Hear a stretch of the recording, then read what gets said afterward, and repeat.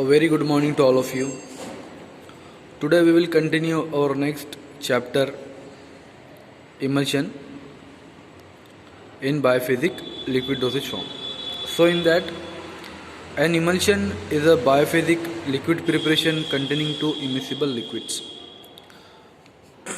Emulsion जो होता है ये बायोफिजिक लिक्विड प्रिपरेशन होता है जिसके अंदर टू इमिसिबल लिक्विड्स होते हैं. ओके, अब हम प्रीवियस चैप्टर की बात करें तो हमने उसमें सस्पेंशंस के बारे में देखा था कि सस्पेंशंस भी बायोफिजिक लिक्विड डोसेज फॉर्म होता है जिसमें दो फेजेस होते थे. पहला फेज जिसमें सॉलिड होता है और दूसरा फेज जिसमें लिक्विड होता है.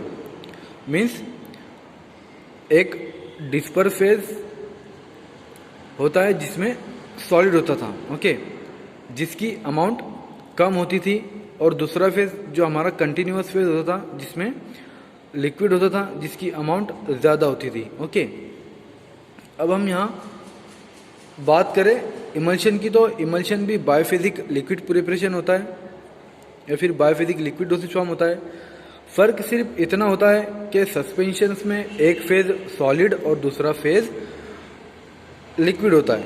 ओके, बट इमल्शन में क्या होता है, क्या इमल्शन में दोनों फेज कंटिन्यूअस और डिस्पर्स फेज, दोनों फेज जो होते हैं वो लिक्विड होते हैं और दोनों भी इमिसिबल होते हैं जैसे कि वाटर एंड ऑयल. ओके,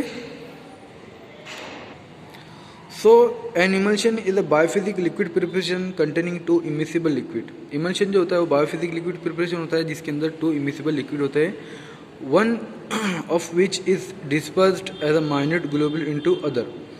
और एक फेज जो होता है डिस्पर्स फेज जो कंटिन्यूअस फेज के अंदर ग्लोब्यूल्स, माइन्यूट ग्लोब्यूल्स को फॉर्म करता है. Okay, the liquid which is converted into minute globules is called the disperse phase. अब जो भी लिक्विड माइन्यूट ग्लोब्यूल्स के अंदर मतलब छोटे छोटे ड्रॉपलेट्स के अंदर वो कन्वर्ट होगा, सो उसको हम बोलेंगे disperse phase. And the liquid in which globules are dispersed is called continuous phase. और ऐसा लिक्विड फेज जिसके अंदर ग्लोब्यूल्स डिस्पर्स हो रहे हैं,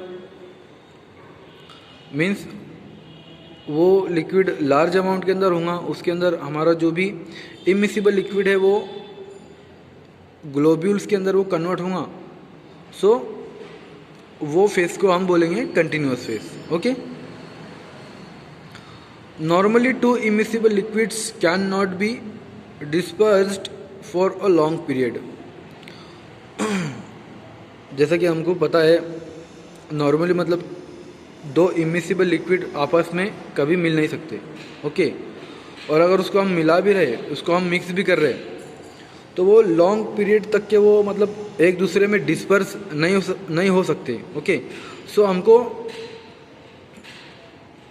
क्या करना होता है, so an emulsifying agent is added to the system. So वो सिस्टम में जिसमें टू इमिसिबल लिक्विड्स हैं वो सिस्टम में हमको इमल्सिफाइंग एजेंट ऐड करना होता है जिसकी वजह से वो दोनों भी इमिसिबल लिक्विड आपस में मिसिबल हो जाते हैं. सो इमल्सिफाइंग एजेंट का काम क्या होता है, इमल्सिफाइंग एजेंट उस सिस्टम के अंदर क्या करते हैं वो हम देखेंगे. It forms a film around the globules in order to scatter them indefinitely in the continuous phase so that a stable emulsion is formed. So जो emulsifying agent जो होते हैं वो क्या करते हैं, वो ग्लोब्यूल्स के आसपास उनके अराउंड में एक फिल्म को फॉर्म करते हैं. ओके, जिसकी वजह से वो आपस में मिसिबल हो जाते हैं और वो लॉन्ग पीरियड ऑफ टाइम तक के वो मिसिबल रहते. ओके, और जिसकी वजह से हमको कंटिन्यूअस फेज के अंदर वो globules long period of time तक के वो मिसिबल रहता है. ओके, यूनिफॉर्म डिस्पर्स्ड रहता है, फैला हुआ रहता है, जिसकी वजह से हमको एक स्टेबल इमल्शन फॉर्म होता है. ओके,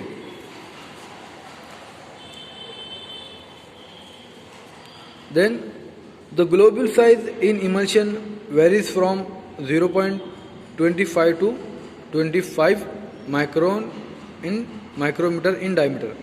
अब इमल्शन के अंदर जो ग्लोब्यूल की जो साइज होती है वो कितनी होती है?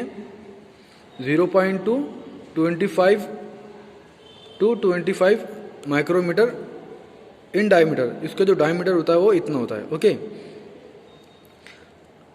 Emulsion having large globules are called coarse emulsion. अब ऐसे इमल्शन में मीन्स ऐसा इमल्शन जिसके अंदर जो ग्लोब्यूल्स जो होता है, डिस्पर्स फेस के जो ग्लोब्यूल्स जो होते हैं उसकी साइज अगर बड़ी होती है, सो ऐसे इमल्शन को हम कोर्स इमल्शन बोलते हैं. while those having globules of 5 micrometer are considered to be the fine emulsion.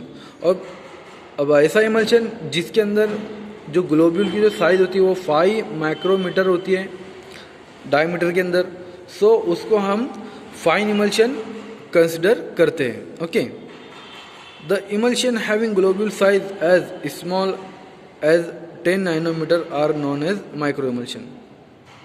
और ऐसा इमल्शन जिसके अंदर जो डिस्पर्स फेस की जो ग्लोब्यूल जो साइज होती है, ग्लोब्यूल की जो साइज होती है वो 10 नैनोमीटर से कम होती है, 10 नैनोमीटर से, सो उस ऐसे इमल्शन को हम माइक्रो इमल्शन बोलते हैं. और this emulsion are milky and transparent. तो ऐसे इमल्शन थोड़े मिल्की और ट्रांसपेरेंट होते हैं नेचर के अंदर. ओके. अब नेक्स्ट हम बात करें एडवांटेज ऑफ इमल्शन की. तो इमल्शन के एडवांटेज क्या क्या होते हैं? Medicine having unpleasant taste and odor can be made more palatable for oral administration in the form of an emulsion.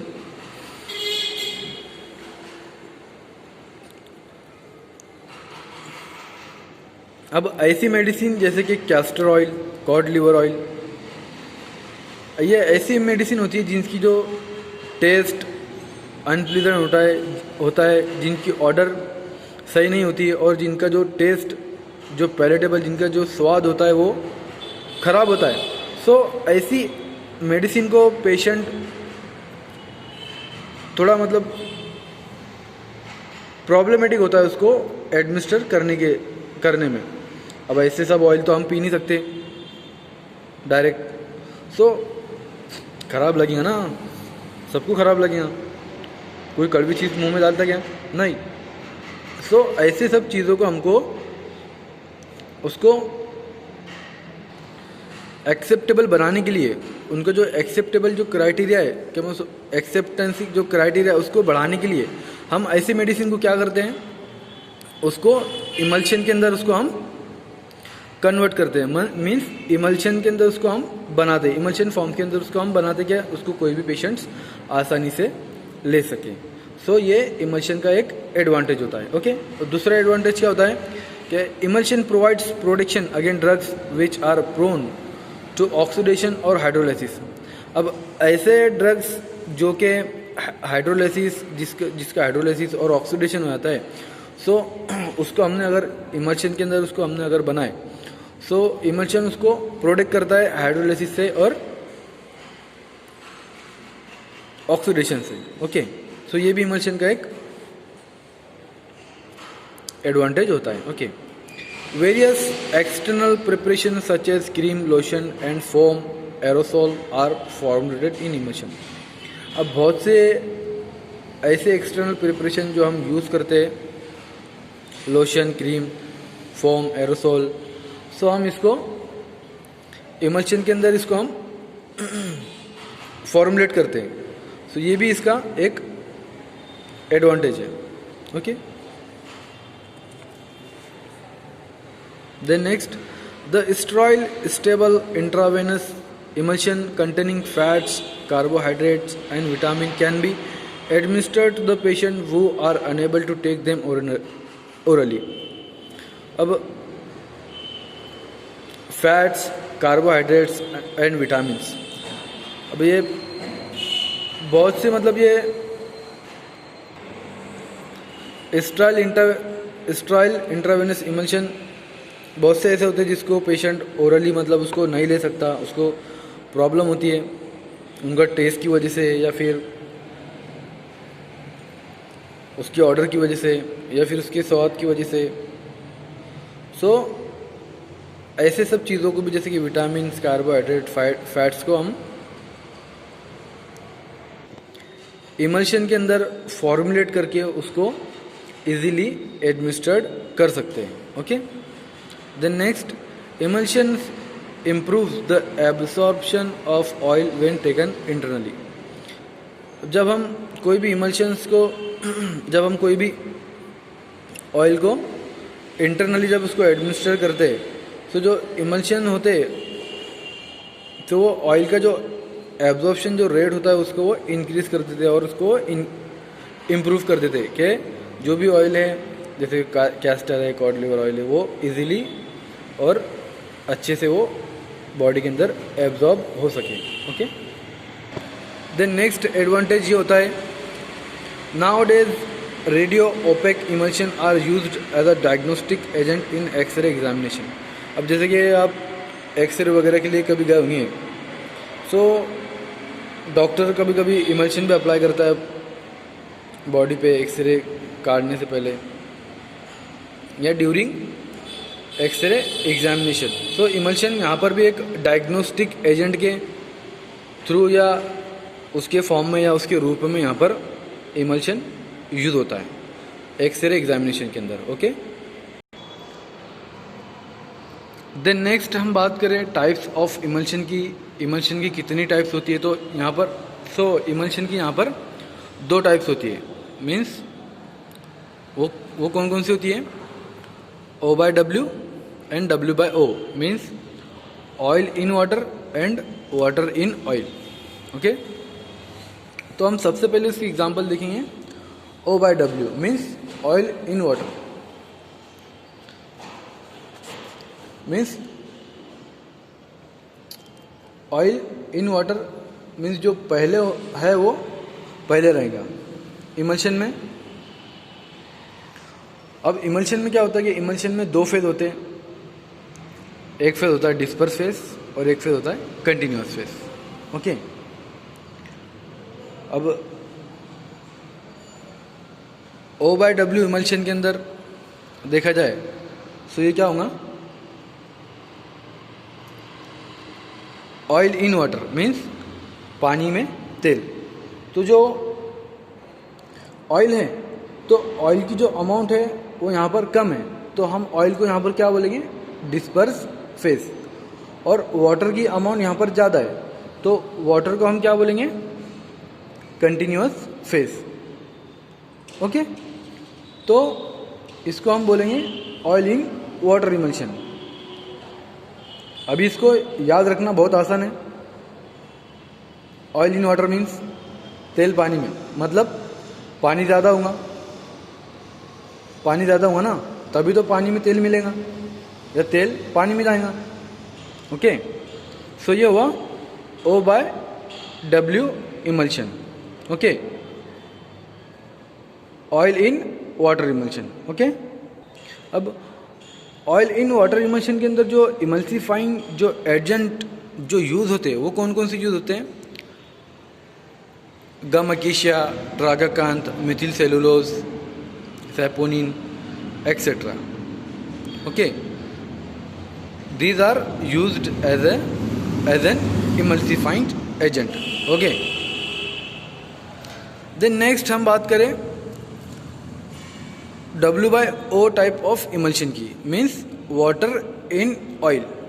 सो इसमें क्या होगा, जो हमने देखे ऑयल इन वाटर, सो उसका यहाँ पर पूरा अपोजिट होगा। Means in water in oil type emulsion the water is in the disperse phase where is oil is in the continuous phase. तो यहाँ पर क्या होगा, क्या जो हमारा वाटर है वो तेल में होगा, मीन्स वाटर की अमाउंट यहाँ पर कम होगी, तो वाटर हमारा क्या होगा, डिस्पर्स फेज होगा। और जो ऑयल की अमाउंट यहाँ पर ज़्यादा होंगी तो ऑयल हमारा क्या होगा, कंटिन्यूअस फेज होगा। तो इसको हम क्या बोलेंगे, W/O इमल्शन। ओके, अब इसमें जो इमल्सीफाइंग जो एजेंट यूज होते हैं वो कौन कौन से यूज होते हैं, wool fats, resins, beeswax, soaps from divalent bases like calcium ion, magnesium ion and zinc ion. These are used as a emulsifying agent. The WYO type emulsion are mainly used externally as a lotion or cream. और जो WYO emulsion जो होता है means तेल में पानी. सो ऐसे emulsion को हम एक्सटर्नली यूज़ करते हैं किस चीज़ में? ज़्यादातर लोशंस और क्रीम के अंदर. ओके. अब नेक्स्ट हम बात करें test for identification of type of emulsions. अब जो भी टेस्ट है इमल्शन को आइडेंटिफिकेशन करने के लिए कि ये किस टाइप ऑफ इमल्शन है, किस टाइप का इमल्शन है, ये O/W इमल्शन है या W/O इमल्शन है, तो इसको जानने के लिए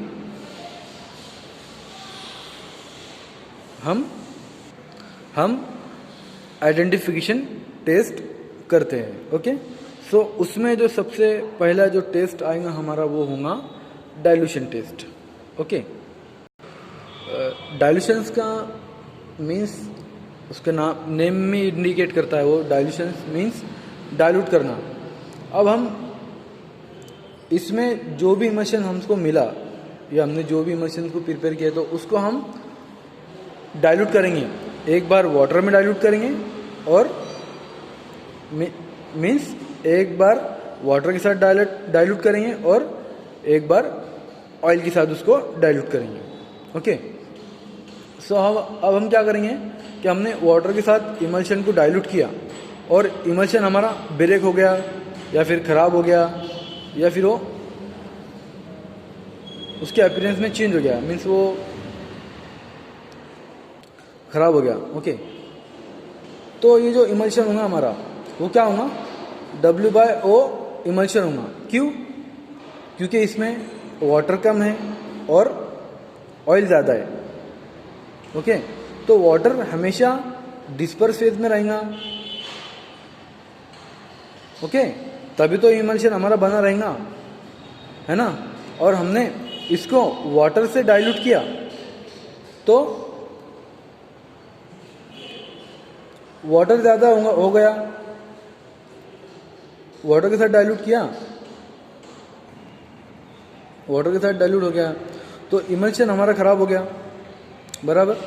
और अगर ये ख़राब नहीं होता है तो ये किस टाइप का इमल्शन होगा हमारा? W/O. ओके. सॉरी, ये हमारा O/W इमल्शन होगा. ओके. और कभी हमने इमल्शन को ऑयल के साथ डाइल्यूट करते हैं, अगर वो ख़राब होता है या फिर वो ब्रेक होता है तो ये W/O टाइप ऑफ इमल्शन होगा. ओके.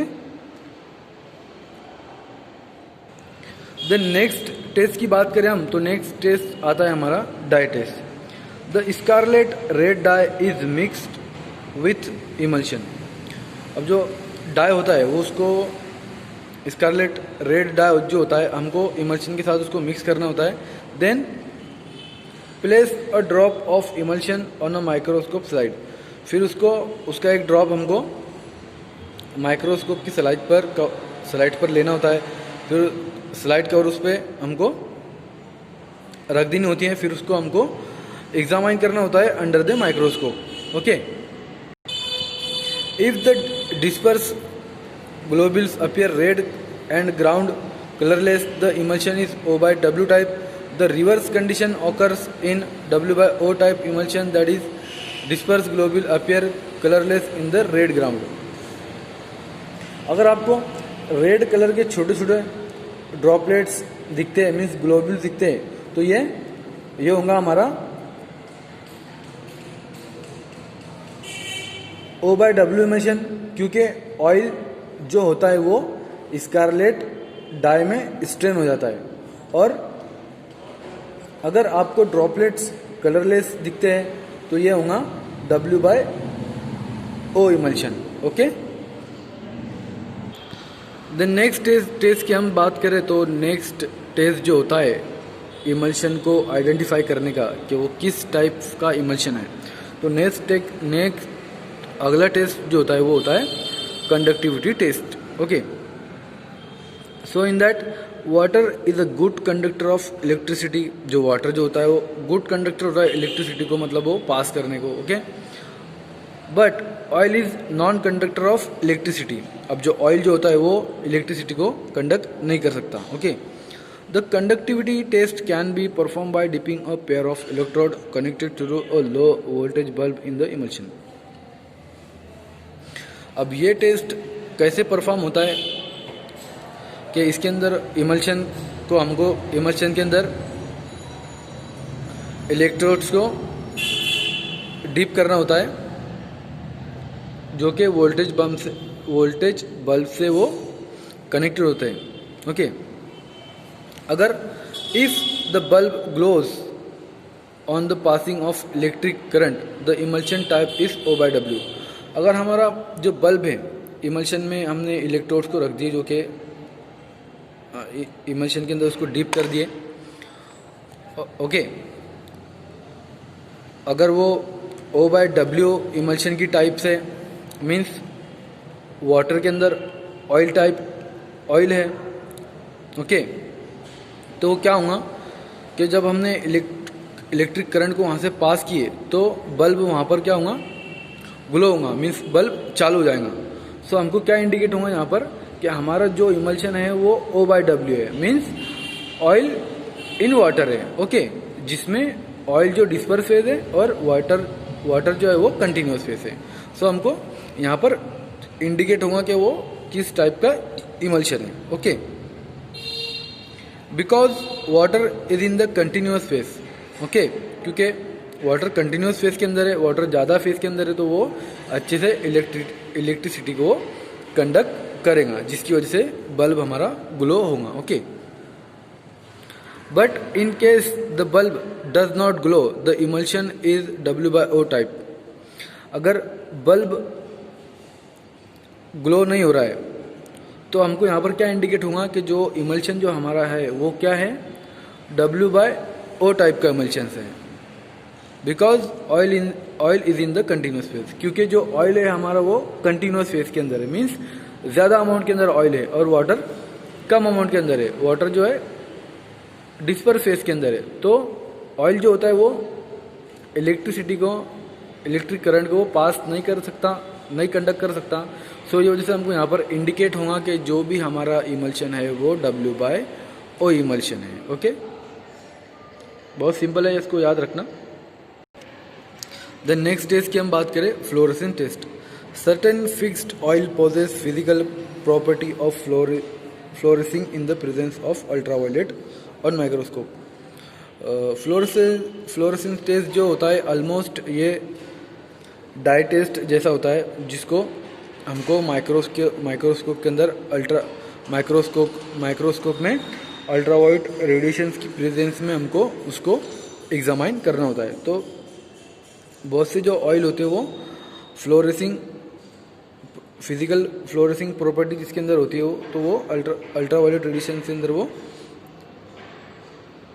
हमको इजीली आइडेंटिफाई होता है कि वो किस टाइप का इमल्शन है। Okay, microscope observation of emulsion under ultraviolet radiation the wall field fluorescence indicate that oil is present in the continuous phase. तो हमको उसके अंदर क्या इंडिकेट होगा कि हमने अगर उसको अल्ट्रावायलेट रेडिएशन के अंदर उसको हम अगर एग्जामाइन कर रहे हैं माइक्रोस्कोप के अंदर, तो जो भी फ्लोरेसेंस है वो क्या इंडिकेट करेंगे कि यहाँ पर ऑयल कंटिन्यूस फेज के अंदर अगर ऑयल प्रेजेंट है तो वो क्या होगा, W/O